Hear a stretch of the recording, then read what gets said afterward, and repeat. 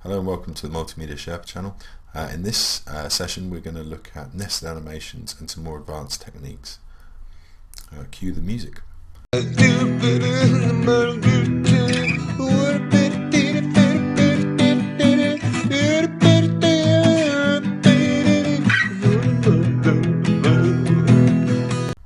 So, if you haven't already watched the beginner video in which we made this monstrosity, click here or wherever.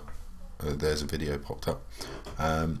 Now we'll jump right in. So at the moment we have a nested animation where one element of the character is moving, but what we want to do is kind of create something a bit more, well, a bit better really.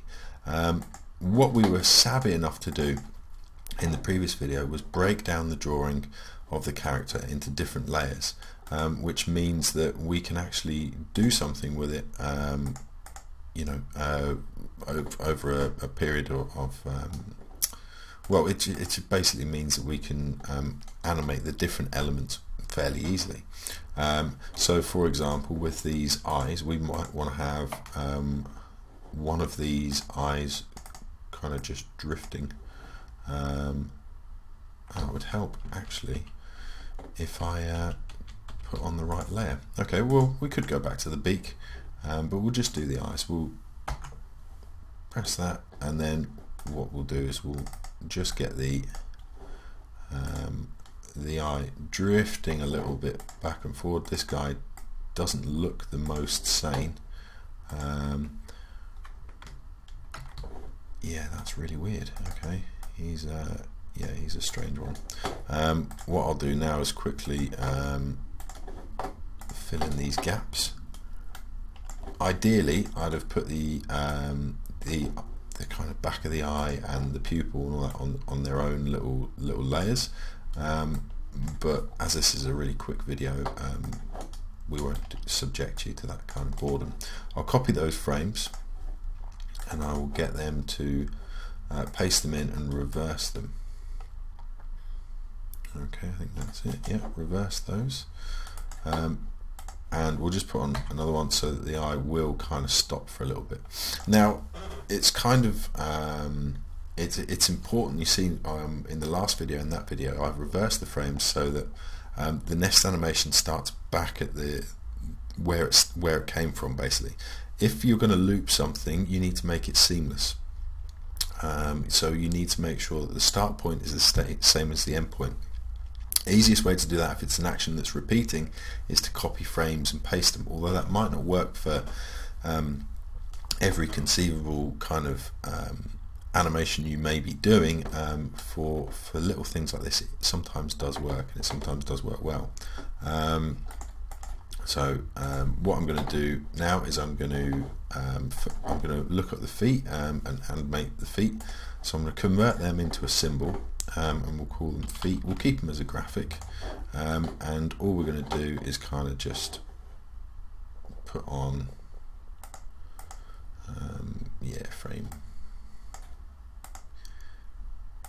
yeah, about here,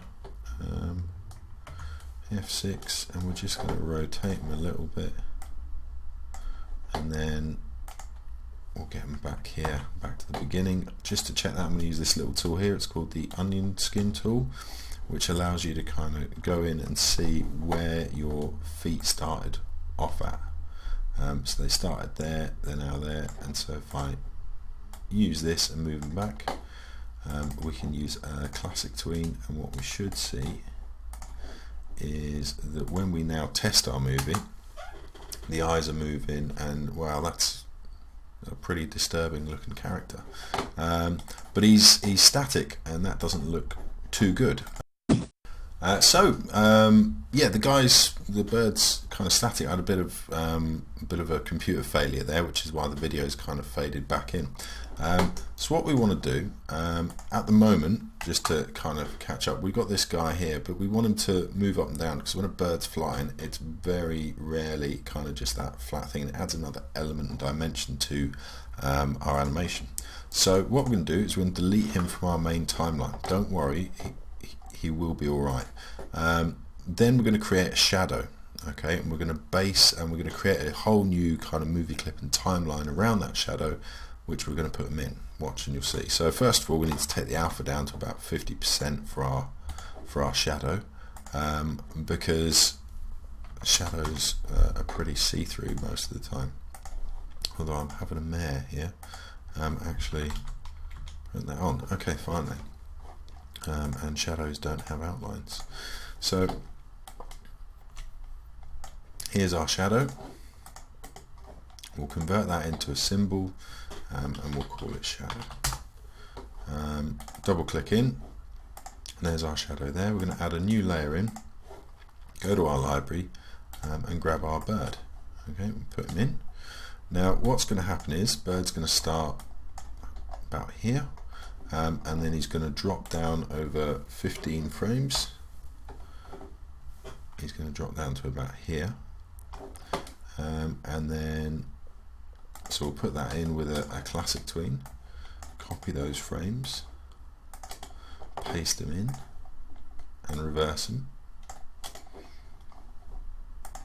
Happy days, nice and easy. So we then see the bird is going, let's take that off, he's going up and down, and then with the shadow what we'll do, F6, and then the shadow is going to have to maybe start off a little bit smaller, and we'll try and centralize that again, and then it's going to get bigger obviously as he comes down. So, but that has to be a shape tween because we're working with what is essentially a vector graphic there, but we do the same process. We select the frames and we copy and we paste them and then reverse them. So what's happening here, just a quick recap, is the bird itself has its own timeline in which we're moving the wings, we're moving the feet, we're moving that eye. We then take that out of the equation and we put it into we put it onto a new timeline where the shadow is present, so then we can move the bird itself independently of everything else. We're having to redo loads of animations and stuff like that, and then we then animate the shadow underneath.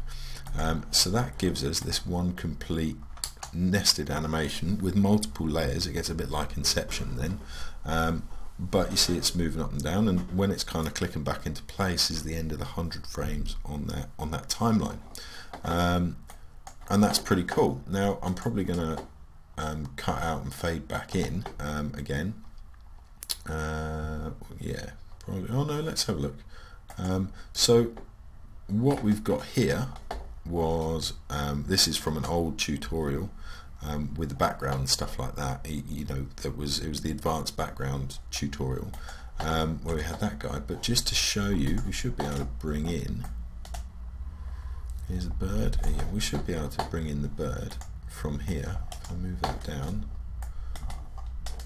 it's actually shadow that's got everything inside. We'll throw him in, and you should be able to see the character we've just made work in unison with the background. Work in unison with the background that we've made previously. So there we go. He kind of fits in. The shadow probably needs to be a bit darker, but it works. So that's it. So a bit of a kind of crazy one, that, because you are learning about a lot of different things happening at once, and the important thing when doing stuff like this, when you're doing your own ideas, is to write down or storyboard what it is that you want to do before you actually do it. That's the key. But yeah, so bar the technical glitches, you should end up with something that, well, hopefully looks better than that. That's borderline terrifying. But yeah, cheers.